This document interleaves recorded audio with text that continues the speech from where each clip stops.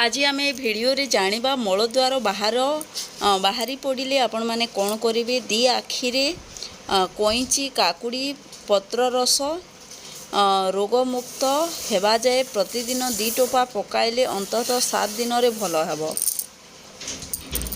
झिटिपिटी मारी घीओरे भाजी चूर्ण करी कड़िया उपरे बांधिले गोटे कुकुड़ा अंडा द्वारा कड़िया को मलद्वार भितर को ठेसी पुरई से अंडा को मलद्वार रे बांधी रखिले दिने बा 2-3 दिन भितर भल हुए। कांडी आकुंडा गाई दूध फेण एकत्र मिसाई मलद्वार लेप दे कौपिन मारिले मलद्वार भीतर को जाए। कोमल पद्म पत्र को चीनी सह खाइले कड़िया निश्चय प्रशमित हुए।